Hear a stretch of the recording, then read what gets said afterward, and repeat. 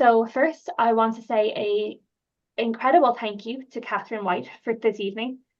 And CISLI are very proud and honoured to be able to work with Catherine for this event this evening. So really, thank you for her commitment, for her hard work in preparing everything for this event. We really do appreciate it. And I do want to thank as well Tara O'Neill and Anna Giglione. And they really did help a lot in planning this particular event. And of course, we need to thank Ray Green and Leah Murray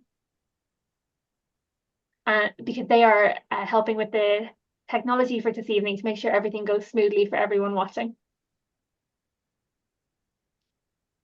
So without any further delay, I do want to welcome Catherine for her presentation. And once that is finished, we will have question and answers at the end. So thank you. Catherine, over to you.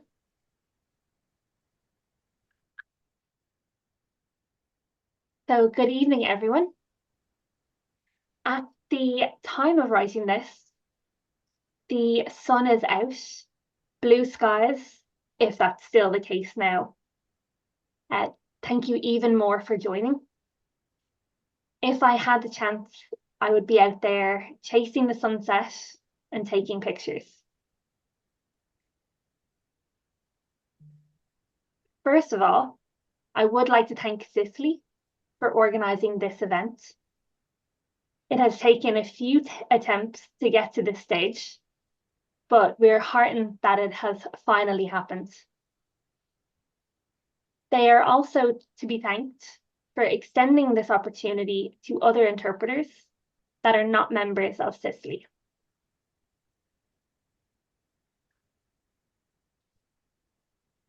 This evening is hopefully the first of many conversations to be had around the personal and professional lives of CODAs that both live and work in the deaf community and the interpreting communities. While putting this together, it took a lot of thinking and talking and signing with colleagues both inside and outside the community and the profession. The end result was deciding to keep this story, my story, as it has evolved over the decades, as simple as possible. There will be a lot of gaps because I am still mastering the art of not doing the A to Z deaf and CODA style of conversation. Also decided that no assumptions are being made about your knowledge and understanding of me, of CODAs. Either you are one or you're a family member, a deaf parent, a friend, and colleagues of CODAs. Or if you are new to the profession, you're learning about another group that exists. So great, are you ready now? Excellent. So as we go along, feel free to send messages directly to Ray if you want anything to be clarified during the question and answers session, if you wish to remain anonymous, of course. What is important is being able to say what you would like to ask freely. Differing types of concepts, models, perspectives, jargon, intersectionalities, potential research topics can be done at a later stage, as long as it is done in conjunction with us who have lived experience. This is the beginning of the CODA journey in our profession. So best to start with a story as the first building block.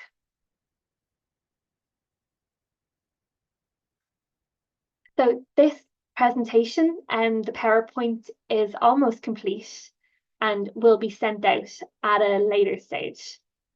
Work and life does tend to get in the way of completing one task in full.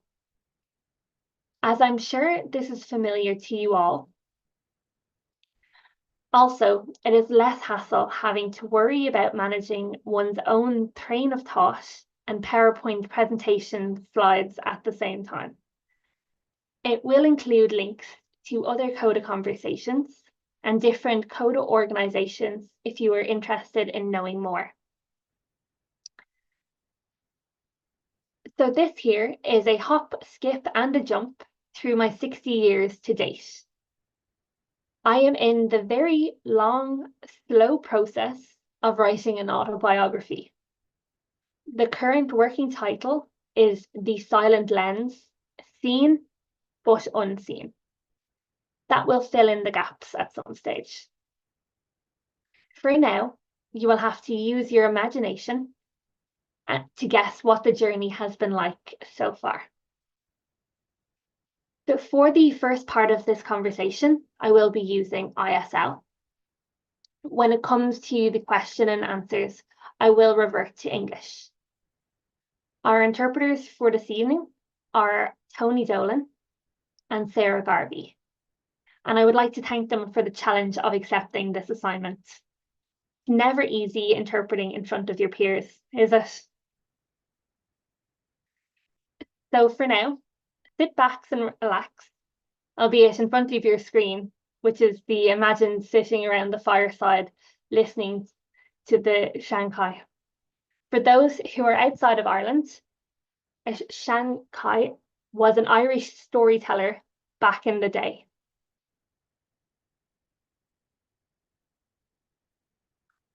So to start with, a brief insight into growing up. I did not know I was different in the home. I grew up in a 3-bedroomed council house with my deaf parents, my deaf granddad, and that's another story, my hearing grandaunt, my 4 brothers and sister, as well as a range of animals over the years. We all signed, except for my hearing grandaunt. She had her own form of communication. So we'll just swap interpreters now. My father's brother, my uncle, was also deaf.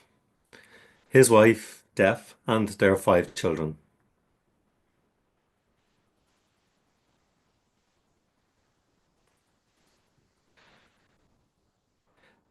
As well as my 2 cousins and my uncle's side of the family. In our case, we are one of the very few multi-generational deaf families here in Ireland. The rule of the home was everyone signed, and if you didn't, you were rude. Our home was always open to the neighbours and extended deaf family. I used to call it the train station because you'd never know who would turn the key in the door and walk in and make themselves comfortable. So we had to have 2 houses because there were so many of us, not realizing we were an extended family. Both homes were open to each other's family all the time. Our neighbours did a two-handed finger spelling with my parents, not just little chit-chats, but full, proper, long conversations. Can you imagine that these days? Growing up, we never understood anything they said apart from one neighbour that used to sign this. And I go to, and that sign was to show full stops. And there were lots of full stops. At the weekends, we were either loaded into cars, 2 cars, yes, 15 of us, and we went off to any kind of deaf event around Ireland, or deaf people came to our homes. It was very much a deaf way of life, self-sufficient, time to catch up with the news. Looking back, I realized my father was an advocate before the word existed as it does today. He was always writing letters to TDs, advising deaf people what to do with issues, looking for jobs, organising social and sports events with his brothers. If I didn't mention deaf, this would seem a pretty normal Irish life, yeah? However, the world outside of the home, neighbours, deaf community was very different. I never understood why strange things were being said about my family, and I didn't have the words to articulate what it meant to anyone until I was an adult and exposed to the CODA world. It was fairly common to hear the likes of, oh, look, the dummy deaf family, dummy tailors, my dad and his uncle, and my uncle. Um, or questions like, how can they hear you cry? How can they drive if they can't hear other cars on the road? Can your mother cook? Why do you want to learn the piano? Your parents are deaf and dumb and you can't hear it.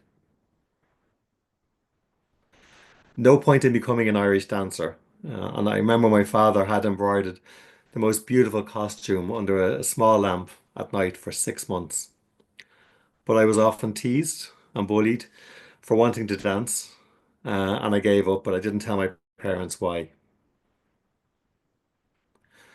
Look at them waving their arms around like monkeys, was said to us. At school, told I would be doing very well if I worked in a shop, and even better if I could become a secretary. I had wanted to go to university and become an air hostess, but we got questions still like, do you use Braille to communicate with your parents? How do they dance if they can't hear the music? So can you imagine what it was like for a child to hear all of this and more on a very regular basis? And if that wasn't enough, if you were a good girl, if you communicated with an adult who wanted to say something to my parents, you were a bad girl if you didn't want to communicate what adults were saying. Now, for me, the other kids, they got to go out and play, and I didn't want to be stuck in with the adults. There's one particular experience of this. I think it was a social worker who came to the door. I remember being small, and I was looking up at my mum and the other woman. My mum looked very stern and unhappy with the questions that this woman was asking my mum. The only thing I remember was telling her, or her telling me to tell her when she can sign, she can come back and slam the door. I ran for the hills to find the neighbours to play with and to forget about just what happened. Moving on to London, once I left school, I worked in takeaways, architects' offices, health and beauty salons, local newspaper for several years, but then the recession hit. And people in my age just emigrated. I moved to London because America was too far away and I wasn't ready to be so far away from my family. So I got a bus and a boat to London with just £10 in my pocket and a rucksack.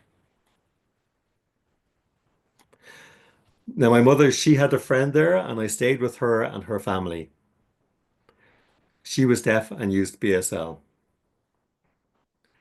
It was the first time I was not able to communicate with a deaf person, and that was a very strange sensation.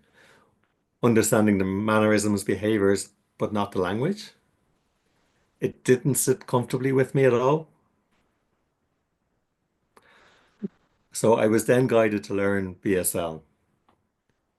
This was the first place that actually blew my mind, City Lit College for deaf people.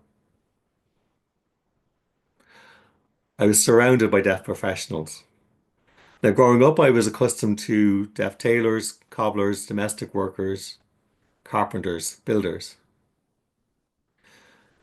By learning BSL, I was exposed to deaf teachers, solicitors, mental health workers, politicians, the list goes on. I was mesmerized. Again, the deaf community operated like it did in Ireland, deaf clubs, deaf events. It was a very busy calendar. However, whilst learning BSL and going through interpreter training, I was exposed to the following comments. You have a deaf family and you got that sign wrong? Of course I did. I was using ISL and I didn't have the BSL word yet. Or you laugh very loud. Uh, we're not deaf, you know. Or you don't have to keep looking at me. I can hear you. Or uh, don't think you should become an interpreter because you are biased. Or you're too personally involved in the deaf community to be neutral. You don't speak English very well. Better to get a hearing interpreter because it's our first language. Or did you grow up with a stammer? At best, you don't do any voiceover because your accent's not very good. People won't understand you. So during the early years and the deaf group that I became to know and talked about going, they talked about going to the World Federation for the Deaf in Finland. I had no idea what that was about, but simply thought deaf people in London had more money and can travel outside of England. And anyhow, I went regardless. That was when my life changed. A small American gentleman in a crowd of thousands of deaf people approached me and said, "You have deaf parents, don't you? You might enjoy a presentation about people like yourselves." This gentleman was Lou Fant. He's famous in America. At the CODA presentation, I sat at the back row with my back against the wall so I could be there and listen but not be seen. This Californian woman, blonde hair, tanned, shiny white teeth, started speaking about her life experience of growing up with deaf parents. I had never heard anyone articulate that the way she did. I changed. I felt the change. I walked away completely different. I also felt exposed. I didn't know what to do with all of these new feelings and thoughts. So I went back to London and with open-minded coders and deaf parents, we set up the Hearing Me Mother Father Deaf for coders and Happy Hands with deaf parents and younger kids. My life became a coda life. It is even stronger today than it has ever been. It took decades of chatting with people individually, small groups and big groups. Every time I thought we were becoming solid, we met with huge pushback and became silent, went off to lick our wounds before starting over again. Over the decades, suppression became the norm. We now know as adults that serves no useful purpose for your own sense of identity. It took from 1987 to 2011 to co-found CODA UK in Ireland, and it is going from strength to strength with each new generation of CODAs. But that's another story to be told in itself. Just to talk about some of the job opportunities that I had that had been offered to me through the deaf community and CODAs. I worked as a secretary in a research company. I was the education and employment officer at RNID. I was head of sign language interpreting services in the disability resource team. Set up forums for deaf professionals and interpreters. I was an active member of CISLI and its newsletter. I was an interpreter at Scotland Yard. There were 20 interpreters covering London's police stations and courts, including the Old Bailey and the Royal Courts of Justice, child protection cases, rape, kidnapping, two murders. The list is endless. I was a member of the Association of Police and Court Interpreters and set up the first interpreter training course at CISLI College for deaf people. I've been an interpreter at See Here and BBC News. I provided ad hoc interpreter training courses, both half days and full days. I worked mainly in the areas of the LGBT community, child protection, domestic violence, legal, conference, and politics. I was the first interpreter to be trained in interviewing children through child protection through a multi-agency approach, and the first Irish person to qualify as an interpreter in England in 1991. But the other intersectionalities came into play, being Irish, female, young, having a funny accent. Again, stories for another time. And I am just going to swap with the other interpreter. So looking back now, through all of these differing experiences, I tended to align myself with those who were different. I was clumsy and chronologically shy when dealing with anyone who was monolingual, monocultural, and because I would dread that conversation of, oh, why did you learn sign language? As well as being told I could not be a good interpreter because I was growing up with bias, stuck between that hearing professionals in the field, while at the same time, deaf and CODAs being nothing but praise. So CODAs became my lifeline, my opportunity to take a breath and enjoy all of the trappings of what deaf and CODA get-togethers offered.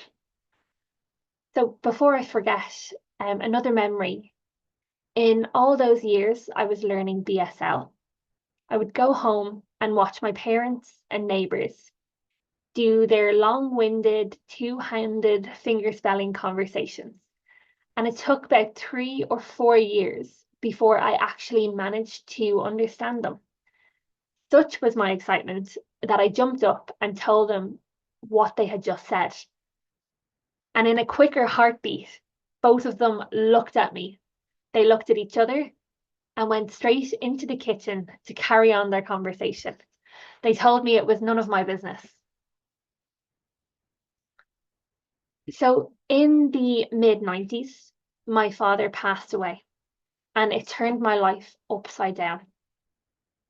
I was at home in London the night before going home for Christmas, and my brother rang to say my dad had been knocked down by a car while getting a spot prize for the annual Deaf Christmas party.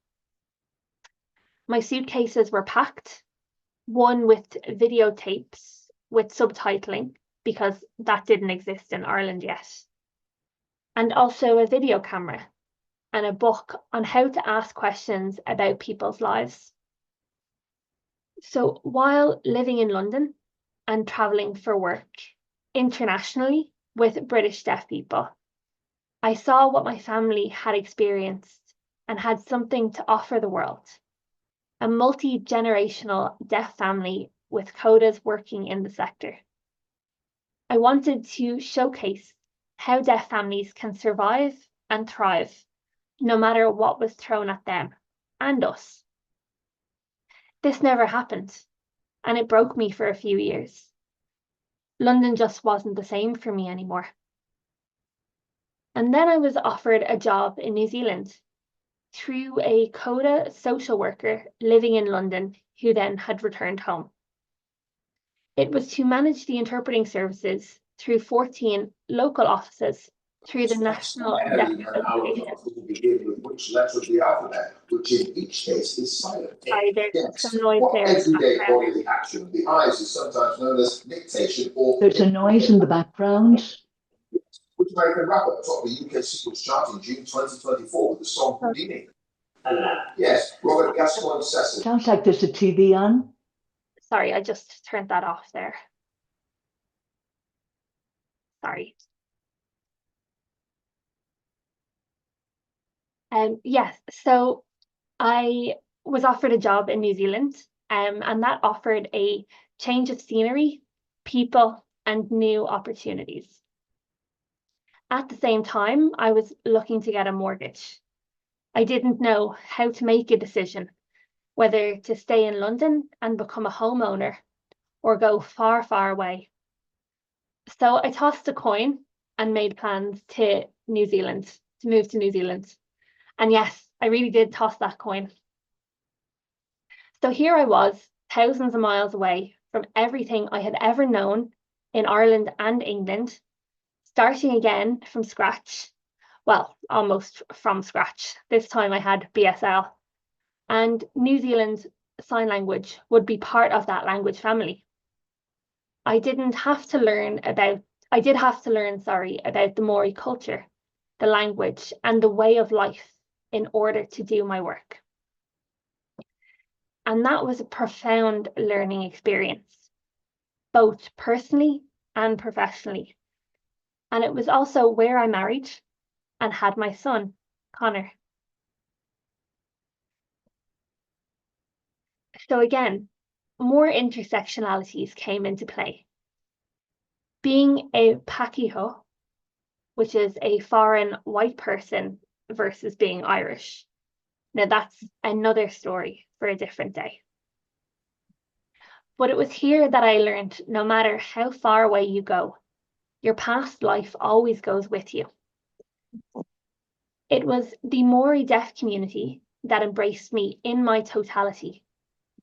One of their greetings is, "Do you come here as a friend or a foe?"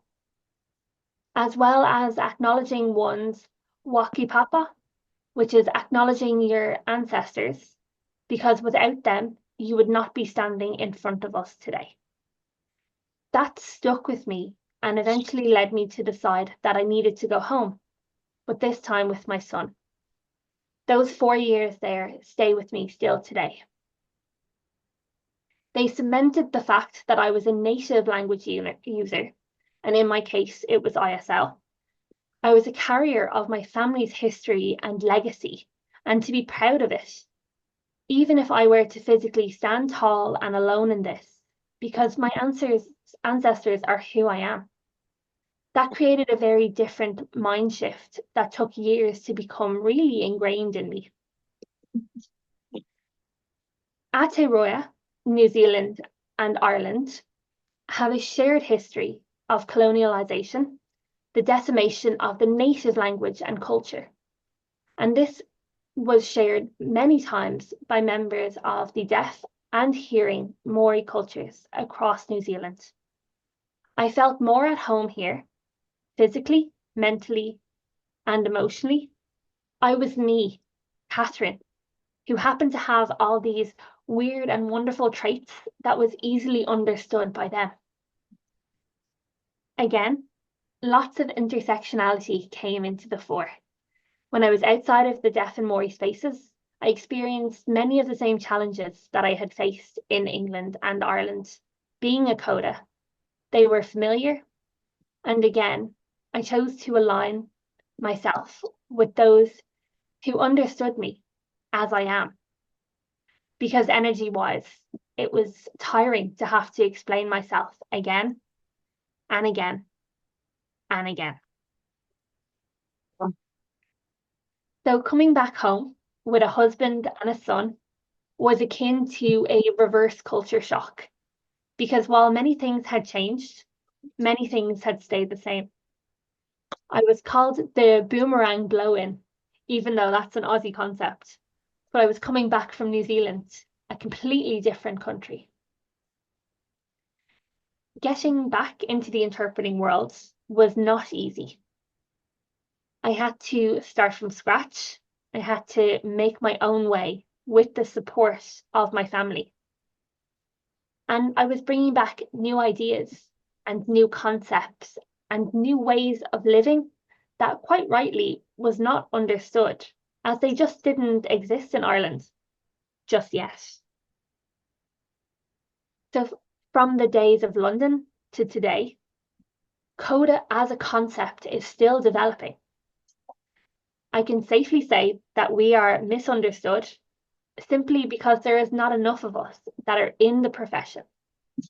And this applies to other countries as well. It is not exclusively to Ireland, but the impact personally and professionally is much greater. Bearing witness to deaf parents saying they don't want their children to become interpreters because of the negativity about having deaf parents. Hearing children going into care simply because their parents are deaf, not given the same aspirations as their hearing peers. Seeing very few CODA role models, apart from an exceptional few that can be counted on one hand here in Ireland. That CODA kids are very controlling very loud, no social filters, or inappropriate manners. Any type of research, articles, programs about CODAs tend to look at us as a deficit model of not having. CODAs worldwide have been working hard to develop a concept of CODA gain, alongside the concept of deaf gain, as well as developing the concept of the CODA spectrum within the deaf and hearing models.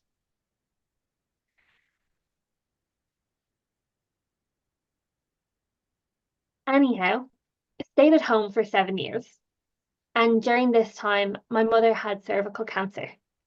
What she did to raise awareness amongst her deaf lady friends was astounding.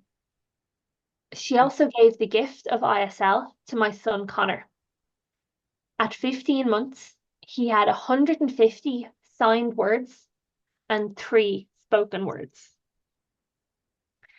And this did not sit comfortably with his hearing grandparents on his father's side.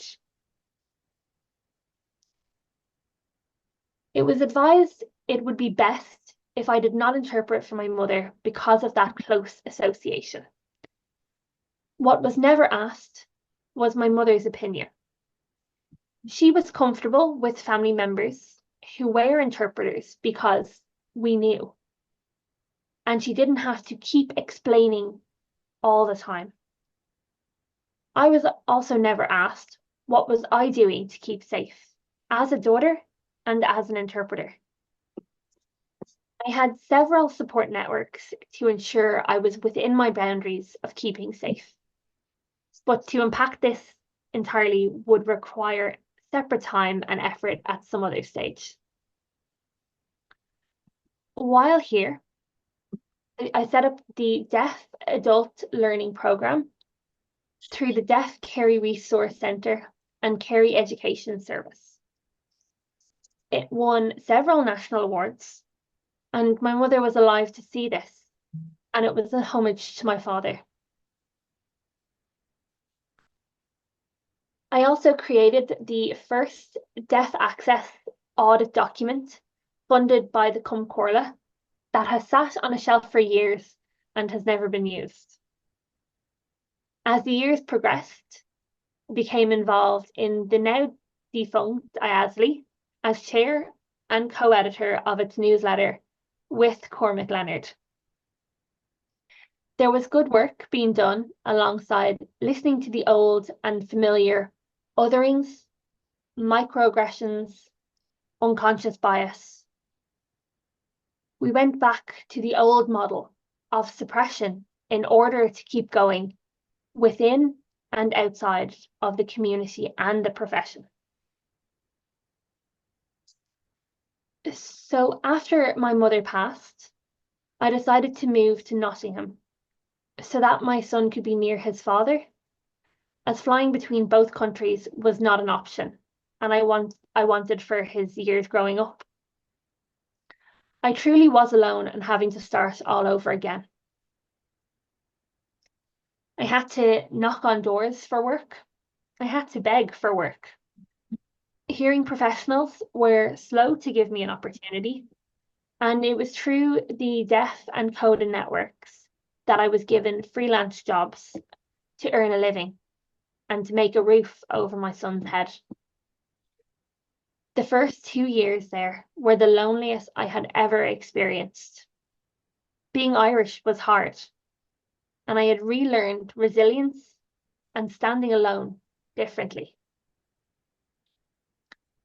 I had then managed to get a job as head of services with a deaf organisation in Leicester, and I decided it was best to move in order to live and work in the same city. So it was here that I was able to meet so many other nationalities, languages, and cultures. I was at home amongst different people, and they are still friends to this day.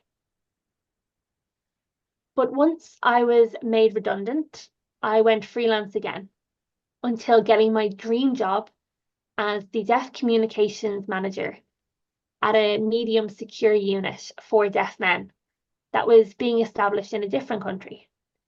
I was putting together policies and procedures to incorporate deafness, mental health, forensics, and interpreting was a whole new ballgame that I thoroughly enjoyed.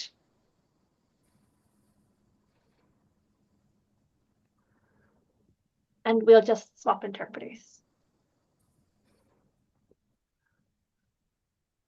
Just come back to Tony. So, however, the strain of very early morning travel and late home didn't work for me as a single mother. Reverting back to freelancing, which I had been doing kind of ever since. But during those 14 years of being a single parent and freelancing, I stepped back from the CODA world and I joined whenever time and money allowed it. But every time I spent time with CODAs, either as interpreters or other professionals within the community, the more my heart and body craved that space. I was Catherine. Every time I had the opportunity of working with another CODA interpreter, I was safe to be. We could talk nonstop, yes, sometimes loudly, laughed loudly, talked about everything under the sun, as well as making sure that we were doing the best job we could possibly do.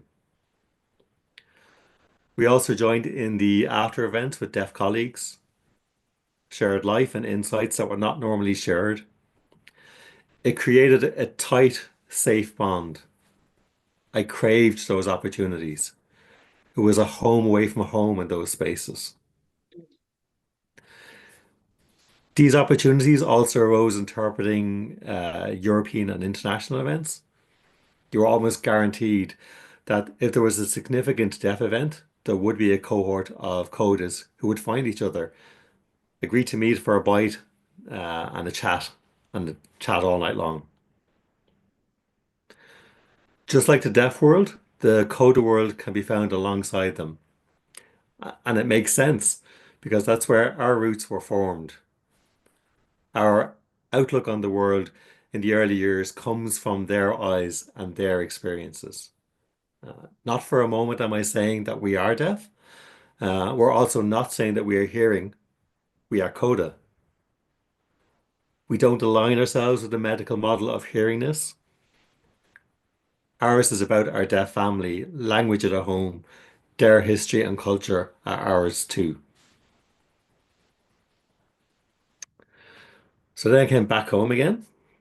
And if all of that wasn't enough, 9 years ago, I made the decision to come back home for the final time with my son. When Connor turned 18, he went off gallivanting and he's now happily living a life as an Aussie. He told me it's my fault for giving him the travel bug. I told him he could happily break that chain, but that hasn't worked yet. So being home this time around was different. I had connections from the previous years, but still had to start from the bottom of the ladder again. But it was COVID that actually gave me the opportunities that um, I had never experienced from the previous years. What has not changed is how coders are perceived. Here I am at the age of 60, asking for coders to be given space in our community and profession. This first started when I was 23, so there's a lot more work to be done. My time and effort is happily spent communicating and planning with coders internationally, and the network is stronger than it has ever been. There are coders out, loud, and proud. Last year, CODA UK and Ireland organised its first open conference through the University of Cork's CODA project. Several spin-offs are now developing, of which CISLI is incorporating. We're incorporating CODA into its professional agenda as being one of them. And there is more to follow with other organisations. But prior to that, I finally had the opportunity to join CODA UK and Ireland's annual summer camp. Last year, there were 132 CODA kids and 42 adult CODA volunteers. I melted.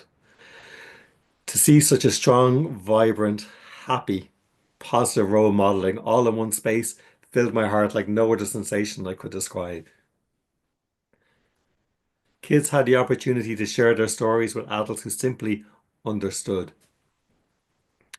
Arriving at camp, they were one type of kid, but leaving the camp, you could see the visible difference in them. All excited to tell the deaf parents all of the things they got up to. Many of the adult volunteers first started out at camp themselves as kids, so the legacy of CODA is alive and well. Deaf parents' legacy is safe in their hands. Even more fun was meeting deaf parents that I would have known when they were young. So many short stories to share that need to be documented for future generations to come. So there you go, a hop, skip, and a jump through differing memories and experiences in Tralee, all around Ireland, all around England, all around New Zealand, as well as the European and international deaf and CODA get-togethers, as well as providing training in London, New Zealand, Bosnia, Italy, different languages and cultures, very differing lifestyles, presenting the CODA stories on differing international platforms, as well as very personal individual conversations with CODAs over several generations with many different intersectionalities. The one thing for sure today I can safely say is I am proud to be CODA. I am proud of my family's heritage and community. I am equally as proud of the CODA network that is growing up strong and healthy, locally, nationally, and internationally. I look forward to the day when I can see the deaf and hearing spectrum, including CODA, within our communities and profession. As they say, it takes a village to raise a child, and we are ready to raise the CODA profile across the board with all their intersectionalities in our profession. Let us be seen. We have something to offer. We can be successful once we have all of you as our allies and supporters. The one thing I can say for sure, being a CODA is different from being medically deaf or hearing. Nothing has changed my mind on that over the decades. We do have different life experiences. We are no better or worse than anyone else. We all have our own individual quirkiness. As a starting point, using the opportunity of the diversity, equality, inclusion agenda, so we can join others in our profession who have their own intersectionalities that can be put into play also.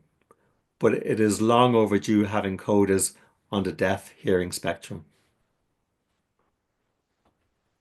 I would like to see our national associations and registration bodies open to making this happen.